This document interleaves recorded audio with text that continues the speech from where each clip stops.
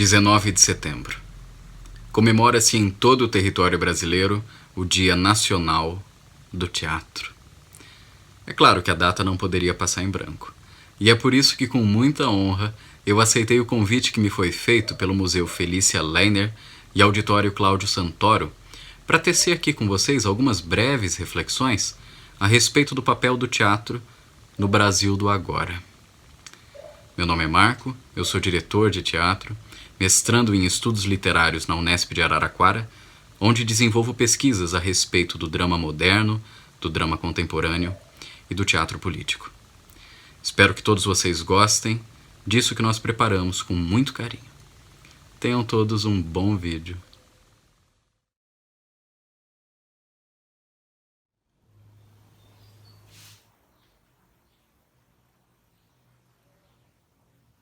Amigos, romanos, patrícios, prestai-me atenção. Eu vim para enterrar César, não para elogiá-lo. O mal que os homens fazem vive depois deles. O bem é quase sempre enterrado com seus ossos. Seja assim com César. O nobre Brutus vos disse que César era ambicioso. Se isso é verdade, era um defeito grave. E gravemente César o pagou. Aqui, com permissão de Brutus e do resto, pois Brutus é um homem honrado, como todos eles são, todos homens honrados, aqui eu venho falar. No funeral de César. Ele foi meu amigo, fiel, justo. Mas Brutus diz que era ambicioso, e Brutus é um homem honrado. Trouxe para Roma uma multidão de cativos, cujos resgates encheram nosso tesouro. Isso em César parecia ambicioso? Sempre que os pobres se lamentavam, César chorava. A ambição deveria ser de matéria mais dura. Mas Brutus diz que era ambicioso. E Brutus é, com certeza, um homem honrado. Não vim aqui para desaprovar do que Brutus disse. Quero apenas falar-vos do que eu sei. Vós todos o amastes, e não sem motivo. Que motivo vos impede agora de chorar por ele? Ó justiça, fostes morar com os animais selvagens, pois os homens perderam o raciocínio.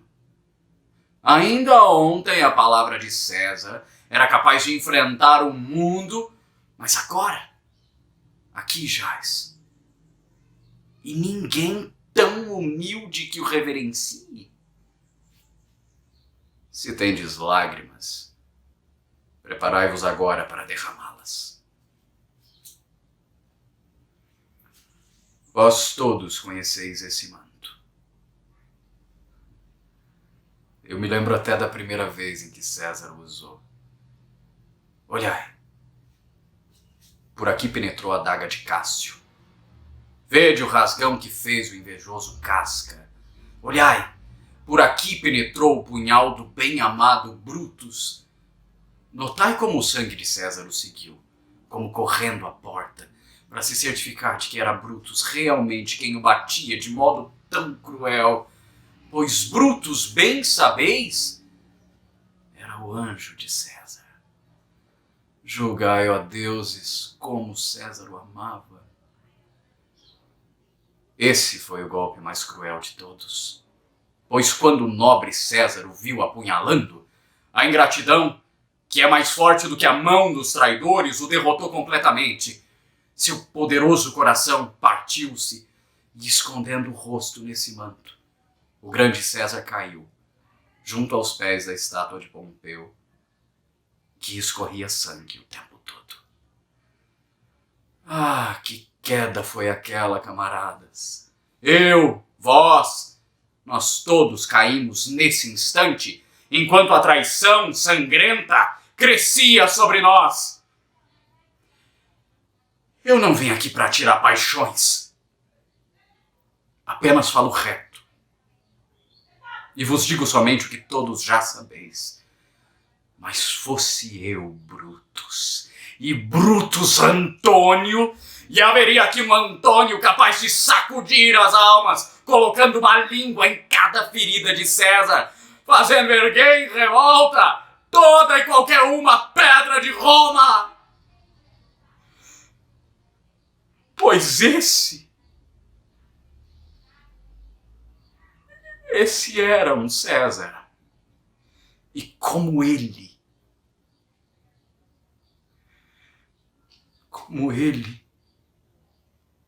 que outro haverá?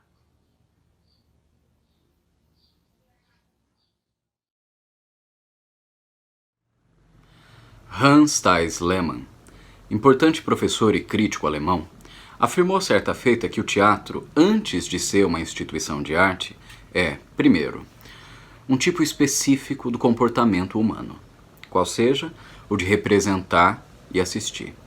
E segundo, uma espécie de situação, uma reunião. E só então o teatro se configura como uma obra de arte, como uma expressão artística. Ora, em tempos de isolamento e distanciamento social, em que os únicos contatos possíveis que nós brasileiros temos com o teatro, com a encenação, os únicos contatos estão sendo mediados pela tecnologia, pela câmera, pelo celular, pelo computador, por qualquer tipo de tela, parece que as palavras de Lehmann recobram vitalidade, ganham um novo fôlego, não é? Quem de nós, espectadores, atores, produtores, quem de nós não sente falta de se sentar numa plateia, respirar aquele ambiente e assistir a uma boa peça?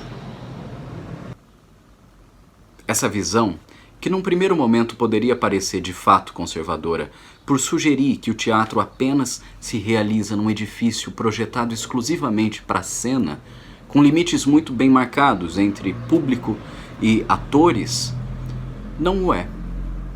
Em todas as manifestações teatrais, seja no teatro de arena, seja no teatro de rua, seja no mais experimental dos teatros, seja inclusive no mais conservador ou tradicional dos palcos italianos, o que distingue o teatro das outras manifestações artísticas é a sua indelével necessidade da presença.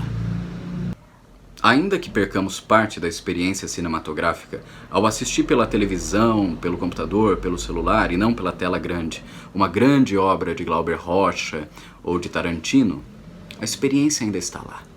Mesmo que não na sua completude, o filme consegue transmitir todas as mensagens que o diretor concebeu para aquela obra.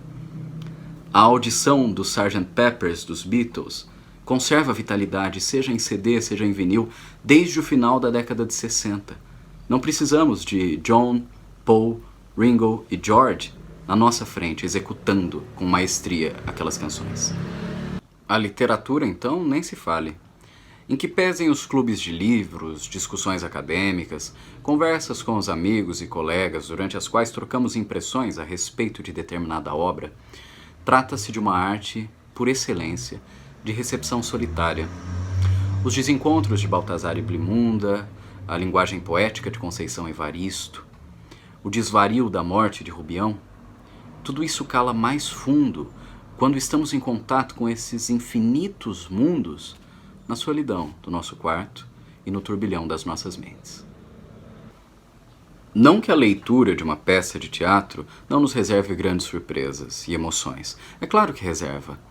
O verbo de Shakespeare, como podemos perceber, mantém o seu vigor ainda hoje, mais de 400 anos depois de sua morte.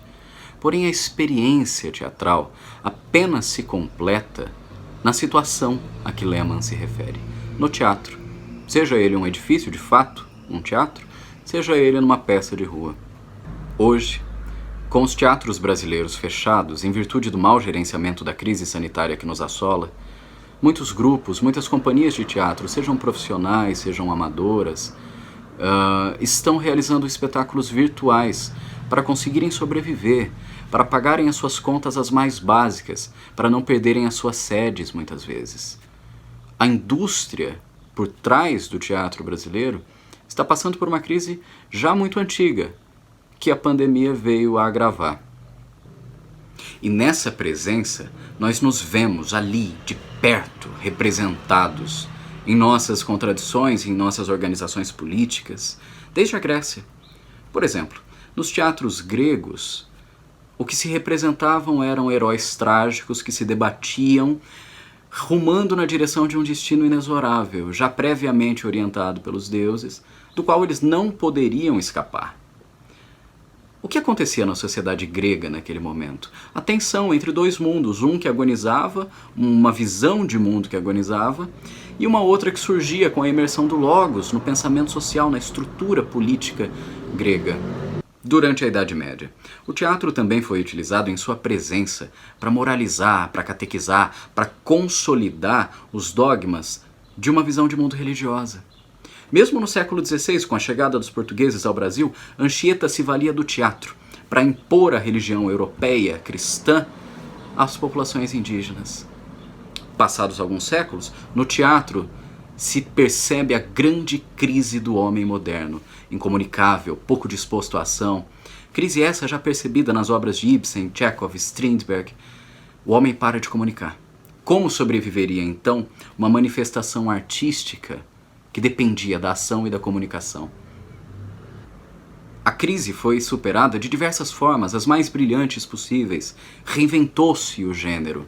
Bertolt Brecht, seu teatro épico, o teatro expressionista que encontrou em Portugal um grande expoente como Raul Brandão.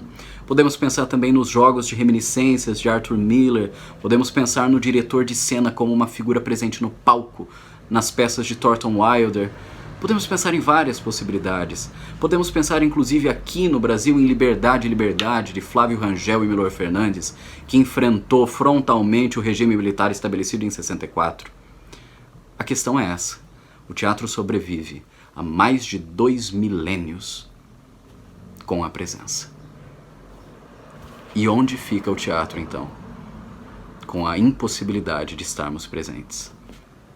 Em muitos países do mundo, os teatros já voltaram. É lamentável e triste, por exemplo, a cena do teatro que foi sede do grupo de Bertolt Brecht em Berlim, a plateia com várias cadeiras retiradas, para permitir que haja o distanciamento. Mas o teatro está lá, está funcionando. Aqui não. Aqui nós não temos condições sociais para que ele volte a funcionar. E com isso, nós, artistas, que precisamos da presença, estamos aqui, ausentes, mas tentando estabelecer um vínculo com as plateias, por câmeras, por vídeos. Em breve voltaremos, mas muitos grupos de teatro, muitos grupos que necessitam da bilheteria para sobreviver, estão fechando suas portas, infelizmente. A presença, sem a qual o teatro não sobrevive, foi inviabilizada em virtude da pandemia do coronavírus. Cumpre, porém, a nós, a todos nós, zelarmos para que as nossas artes, para que a nossa cultura não feneçam. Minimizar os danos que toda essa crise sanitária de fato impingiu aos nossos artistas, às nossas instituições de arte. Especialmente porque estamos num país que nos deu Nelson Rodrigues, Dias Gomes, Paulo Altran, Bibi Ferreira, Chico Buarque, Paulo Pontes. Muito bem, Jazão. Então você é poeta. É perigoso porque de repente está dando às palavras a intenção que interessa a você. Só que essa ansiedade que você diz não é coisa minha, não. É do infeliz do teu povo. Ele sim, que vive aos trancos pendurado nas quinas dos barrancos.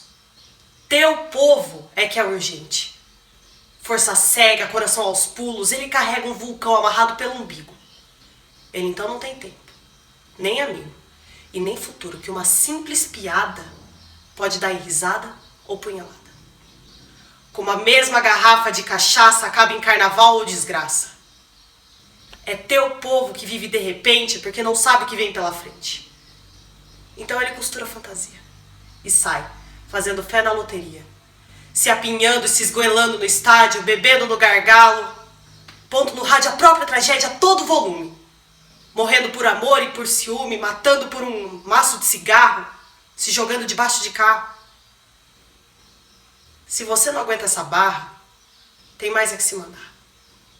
Agarra na barra do poderoso Creonte e fica lá, em pleno gozo, de sossego, dinheiro e posição com aquela mulherzinha. Mas, Jazão, eu já lhe digo o que vai acontecer. Tem uma coisa que você vai perder. É a ligação que você tem com a sua gente. O cheiro dela, o cheiro da rua. Você pode dar banquete, Jazão. Mas samba é que você não faz mais, não. Não faz. E aí você se atocha. Porque vai tentar. E sai samba broxa, samba escroto. Essa é a minha maldição. Gota d'água? Nunca mais, seu Jazão. Samba? Aqui, ó. Documentos revelaram que durante o Estado Novo em Portugal, Salazar tinha particular preocupação com o teatro.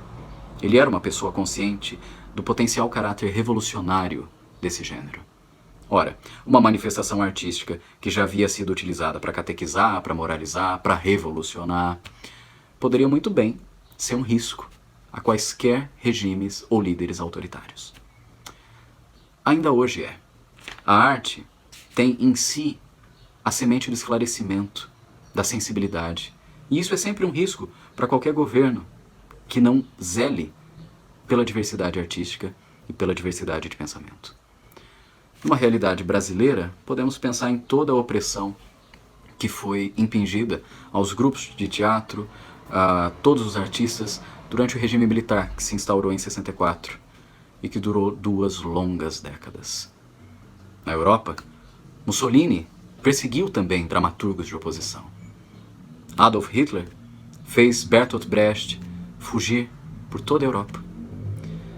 Especificamente Bertolt Brecht, o grande idealizador do teatro épico tal qual o conhecemos hoje, refletiu sobre o papel do artista em tempos sombrios, como os que infelizmente voltamos a viver.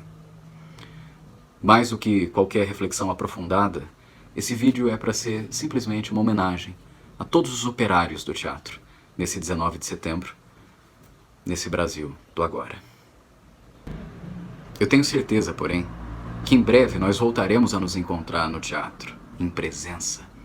Há mais de 2000 anos é assim. Nenhuma pandemia da história, nenhum regime, nenhum líder, nenhum governo autoritário conseguiram matar o teatro. E olha que eles vêm tentando desde Solon.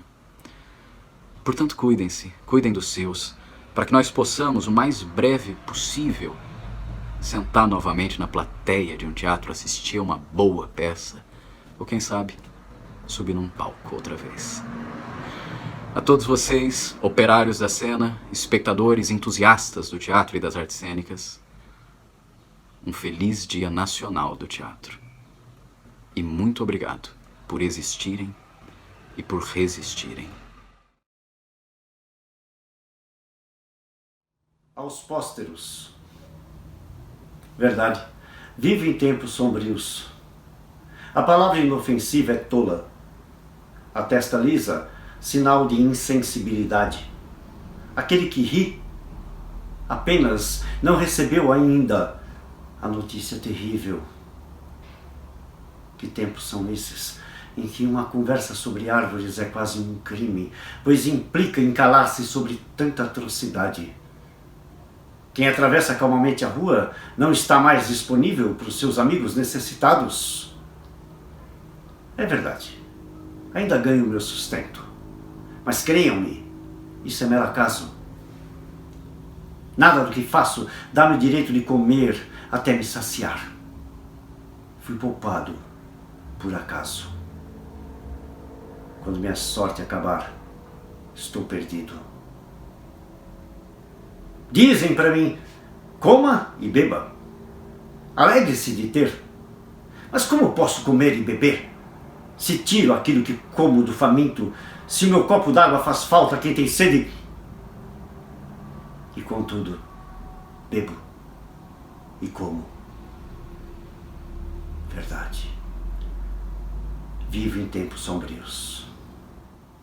Vim para as cidades no tempo da desordem, quando a fome imperava. Cheguei entre os homens no tempo da revolta e com eles me insurgi. Assim transcorreu o tempo que na terra me foi dado. Minha comida comi entre batalhas. Fui dormir entre assassinos. No amor cuidei desatento. E a natureza olhei sem paciência. Assim transcorreu o tempo que na terra me foi dado. As estradas levavam ao pântano no meu tempo. A linguagem entregou-me ao carniceiro. Eu pouco podia, mas sem mim. Os poderosos sentavam-se mais seguros. Esperava. Assim transcorreu o tempo que na terra me foi dado. As forças eram poucas. O alvo estava a uma grande distância, visível bastante. Ainda que para mim quase inatingível. Assim transcorreu o tempo que na terra me foi dado. Vocês que emergirão da enchente em que nós sobramos, lembrem-se, quando falarem das nossas fraquezas, também do tempo sombrio do qual fugiram. Mas fomos trocando de países mais do que de sapatos, através da guerra de classes, desesperados, quando havia só injustiça. E nenhuma revolta. E contudo sabemos, o ódio contra a baixeza também desfigura o semblante. A ira contra a injustiça também enrouquece a voz. Oh, nós que queríamos preparar o terreno para a gentileza. Não conseguimos nós mesmos ser gentis. Mas vocês, quando então chegar a hora do ser humano ser, do ser humano amparo, lembrem-se de nós. Com benevolência.